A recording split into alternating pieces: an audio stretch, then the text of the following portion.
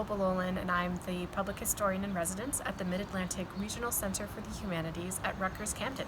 And welcome to the Public Historian at Home.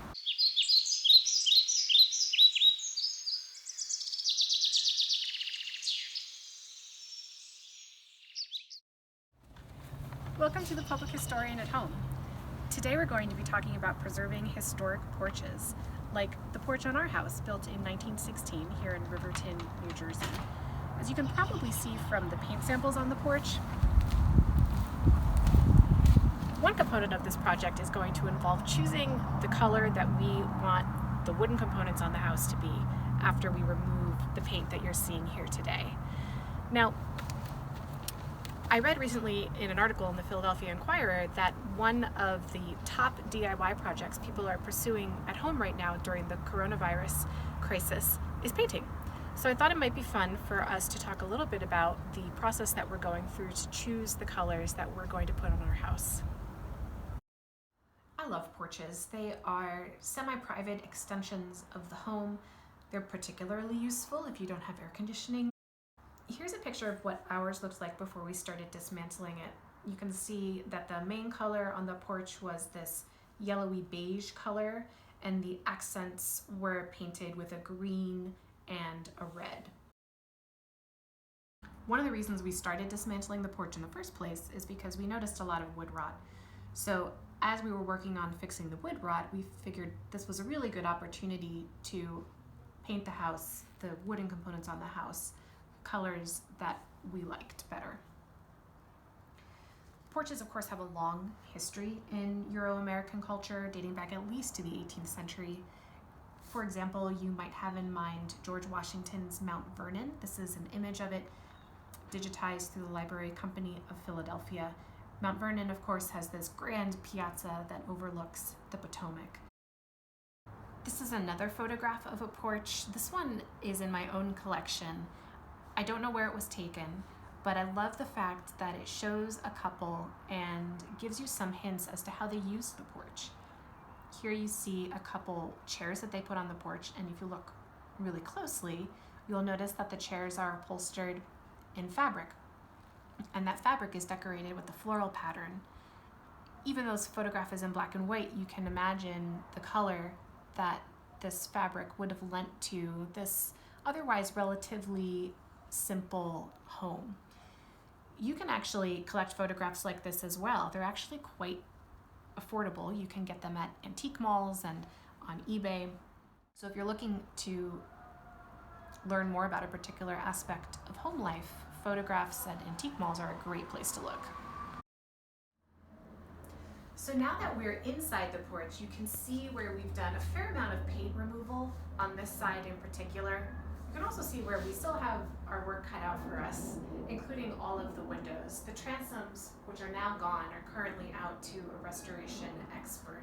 We're going to be doing all of the paint removal and all the painting ourselves, but we're leaving the more complicated tasks like the structural repairs to the professionals. Now, when it came to choosing the paint itself that we would be using on the wooden components of the house, we kept in mind a number of factors: health and sustainability, longevity, historic paint colors, and our own aesthetics. Ultimately, we chose a linseed oil paint, and you might know that linseed oil has a wonderful reputation for longevity, and it's relatively non-toxic.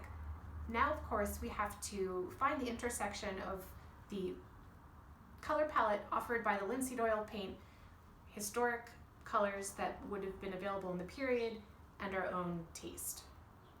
There are a number of factors that we're keeping in mind when it comes to choosing the colors, and I think Florence has an opinion about those colors as well that she would like to share with you.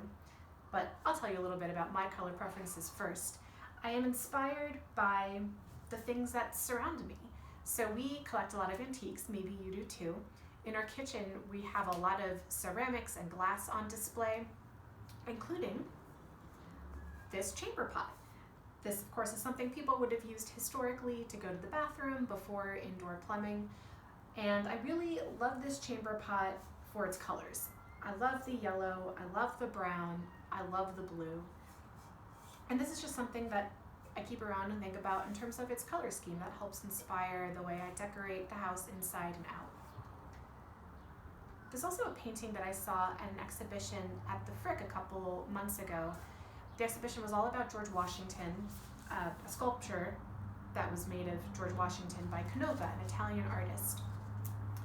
And this painting caught my eye. It's actually a painting of Canova himself by an artist named Thomas Lawrence. And this has nothing to do with our house, but I really love the red, the brown, the cream, and the blue that you can see in this painting. So these are two sources of inspiration for paint colors for me.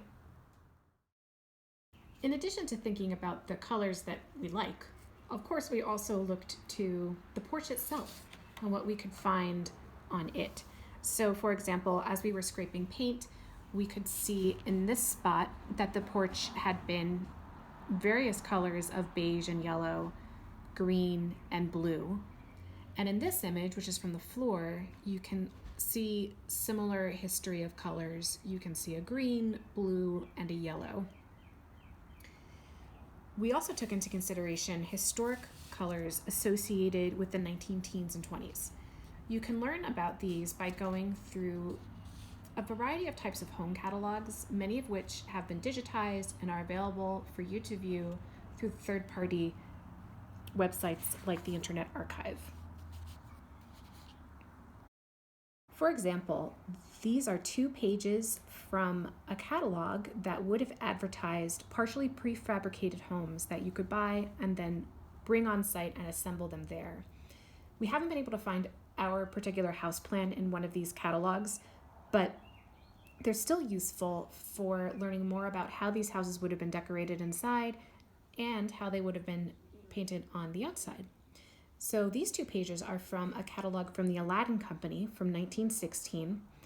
In the catalog, you'll see a lot of examples of plans of houses, but also in the back, you can see examples of outbuildings you could have purchased, like sheds and barns and garages. And in the back, they also included lighting that you could have purchased, furniture, and there are also some examples of color palettes, just like the ones that you can see here. We started off by working with colors that more closely matched what is available here. First, we selected a light blue and a yellow and a beige, all of which you can see on this Aladdin catalog.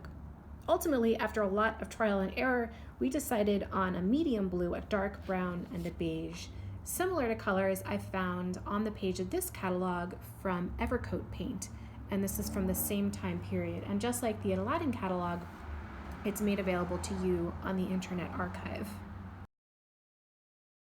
So you can see the colors that we chose for the wooden components of the house: this gray, this brown, and this blue.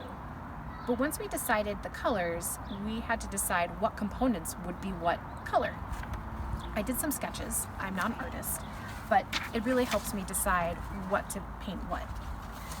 So here we have a sketch of the porch, so you can see what our overall plan is for that.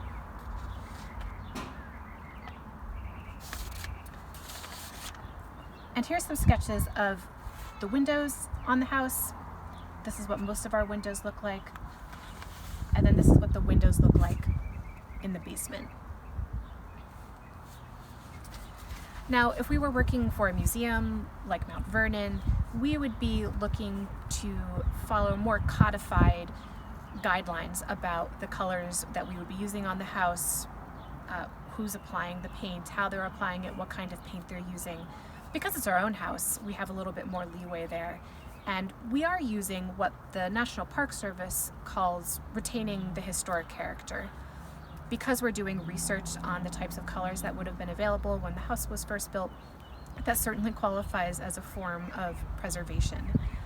I hope today that I gave you some inspiration and some sources that you can use to learn more about the historic colors that would have been maybe on your house or a favorite building that's in your municipality. If you have any questions that come up about researching the history of your house, feel free to send me an email. I'd be happy to try to answer it if I can. And thank you so much for joining me on this episode of The Public Historian at Home.